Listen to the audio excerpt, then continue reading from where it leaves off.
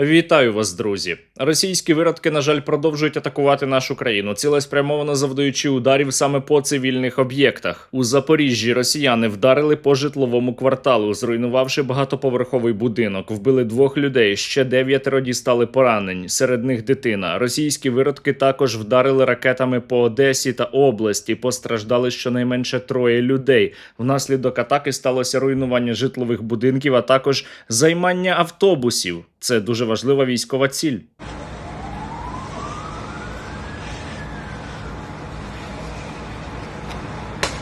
Водночас українські безпілотники атакували Підмосков'я. Інформація про уражені об'єкти потребує уточнення наразі, але відомо, що російська ППО гатила знову по житлових будинках росіян.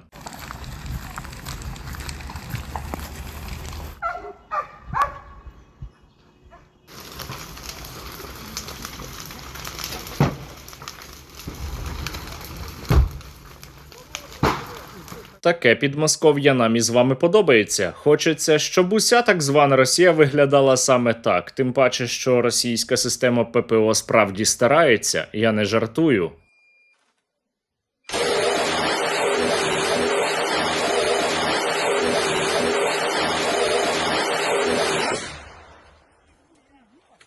Разом із тим, українські безпілотники сьогодні вночі повторно атакували нафтобазу Михайловська у Ставропольському краї так званої Росії. Минулого разу по ній прилітали безпілотники 9 липня, але потрібно було повторити. Я думаю, що доведеться повторювати іще раз. Просто жесть. Єман вона полихає. Еман. Жесть, просто жесть.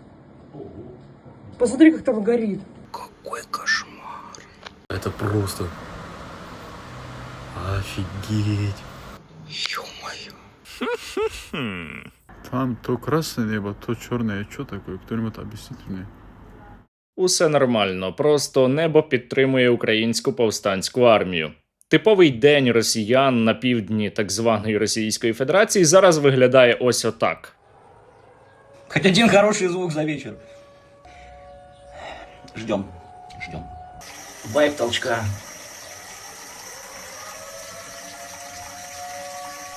Уличного. Хлопков пока не было, ждем. Ну, не ждем, чтобы лучше бы не было, конечно, но...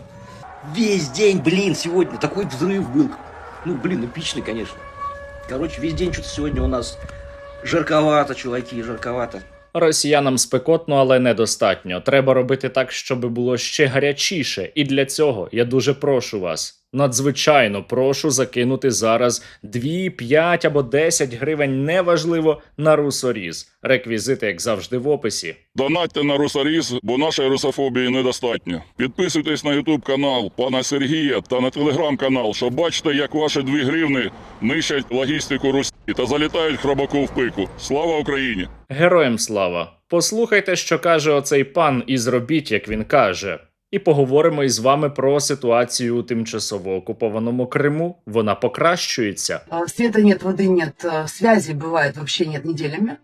Кожен день і кожної ночі українська армія атакує російські об'єкти у тимчасово окупованому Криму. Сьогоднішня ніч не стала винятком. У росіян у районі Армянська є один логістичний хаб, він підземний. І сьогодні вночі силами авіації, повітряних сил, безпілотної авіації, повітряних сил, групи «Лазер» Національної гвардії та 34-го центру безпілотних систем «Веном» Державної служби спеціального зв'язку було проведено бомбардувальну операцію.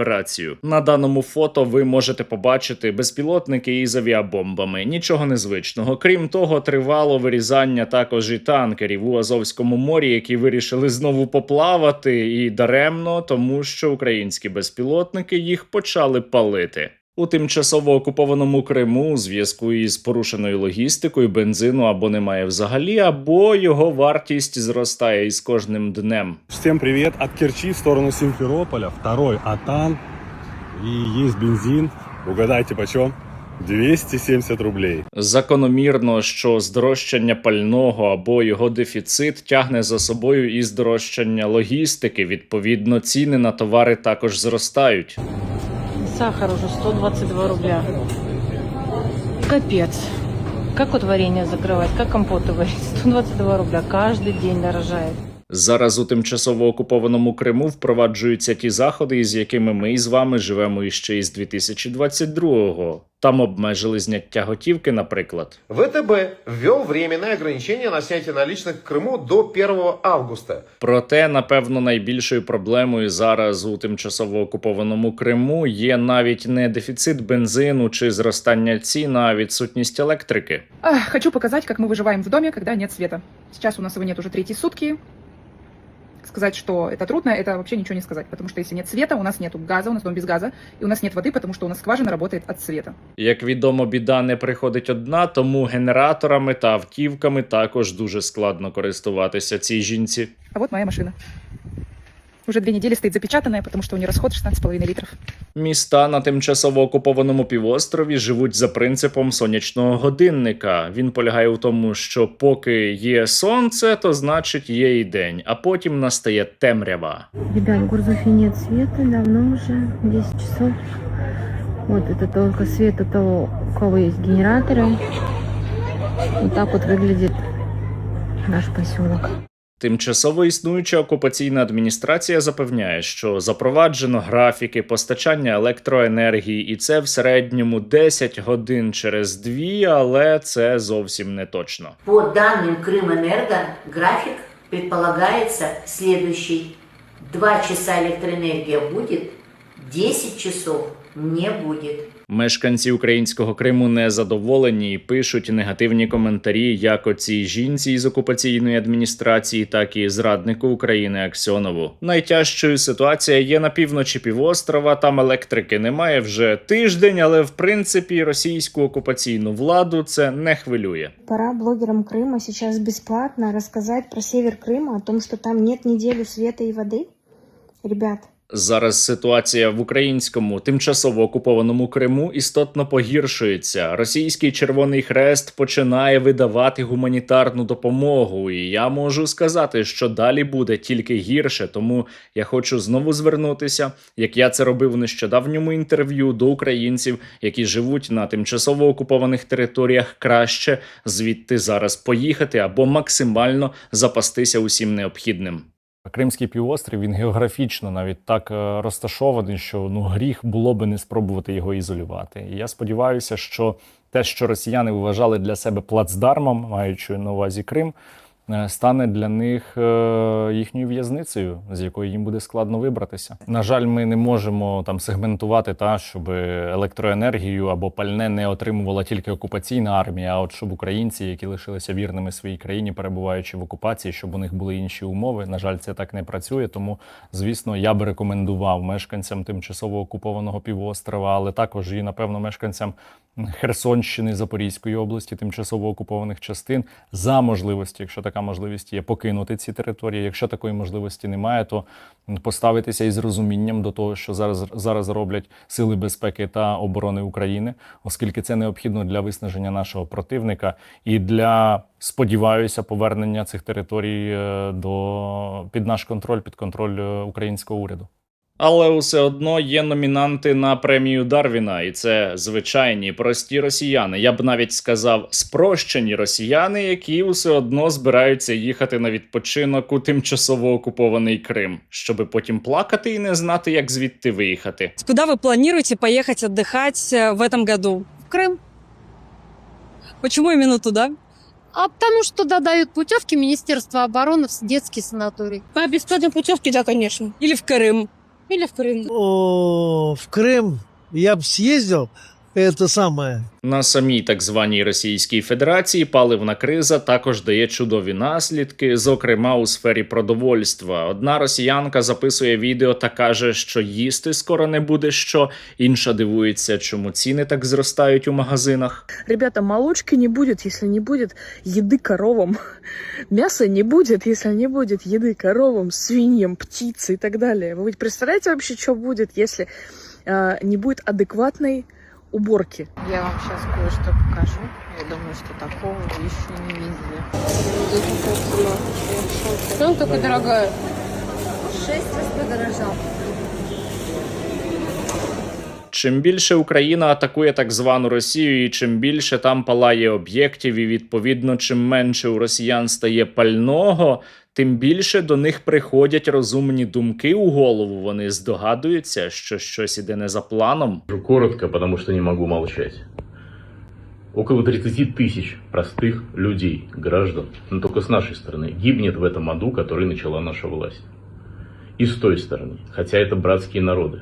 Вони мовчали, коли у 2014 році Російська Федерація почала війну проти України. Їх усе влаштовувало, коли 24 лютого 2022 розпочалося повномасштабне вторгнення, а тепер їм доведеться пожинати наслідки, щонайменше своєї байдужості. То, что сейчас происходит в России, точнее, то, что сейчас происходит на границе с Россией и Украиной, можно назвать государственным преступлением против населення Росії. Оця росіянка викрила плани Владіміра Путіна та заявила усю правду. Це дуже серйозна, перевірена, достовірна інформація, яка полягає в тому, що скоро Владімір Путін оголосить мобілізацію, але не для участі росіян у війні проти України, а щоб вивозити їх у поле та розстрілювати бомбами. Це правда. Будуть відправляти на спецоперацію, відвозити їх там в поле, где-то в пустыне, где якобы происходят военные действия, на самом деле их там будут просто расстреливать,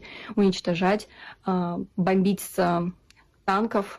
Это на самом деле очень серьезная информация. Ну а поки на танки споряджають авіабомби, щоб вони летіли та бомбили, насправді без жартів серед росіян усе більше зростають протестні настрої. Їм чомусь не подобається та політика, яку провадить Владимир Путін. Поэтому, конечно, ты смотришь и охереваешь просто от всего. От заявлений, от просто, от тупорылых, как поленья каких-то руководителей. Ты думаешь, просто Буратино, тобой на ворон пугать на огороде. Я зичу росіянам усього найгіршого. Вони на це заслуговують, але лише самих побажань недостатньо. Треба робити, треба максимально зараз допомагати нашому війську винищувати окупантів. І наші воїни завдяки вам мають більше інструментів для цього, бо за минулу добу вони отримали іще 190 нових FPV. Дякую усім, хто допомагає. Вас вітає 49-й ОШБ «Карпатська Січ». Дякуємо пану Сергію і всій його шановній спільноті за чергову надану допомогу у вигляді 50 дронів для вирізання їхньої логістики. Донатьте на русаріз, бо нашої русофобії недостатньо. Підписуйтесь на YouTube канал пана Сергія та на телеграм-канал, щоб бачити, як ваші 2 гривни нищать логістику Русі та залітають хробаку в пику. Слава Україні! Щиро дякуємо спільноті Стерненка за потужну підтримку нашого підрозділу «Булава» окремої президентської бригади. Отримані 30 дронів-перехоплювачів стін – це не просто техніка. Це додаткові можливості захищати українське небо, знищувати ворожі цілі і зберегти життя наших військових і цивільних. Дякуємо кожному, хто долучився до збору. Разом сильніші, разом до перемоги. Бажаю здоров'я. Взвод протидії екіпажам безпілотних літальних апаратів противника батальйону безпілотних систем 22-ї окремої Миколаївської механізованої бригади висловлює щиру подяку фонду Сергія Стерненка за надані борти «Стінг». Слава Україні! Героям слава! Крим буде український або безлюдний. Російської Федерації не буде. Росіяни будуть тонути у крові своєї громадянської війни. І щоби ці часи настали якнайшвидше, будьте у війську або для війська та максимально допомагайте силам безпеки та оборони України.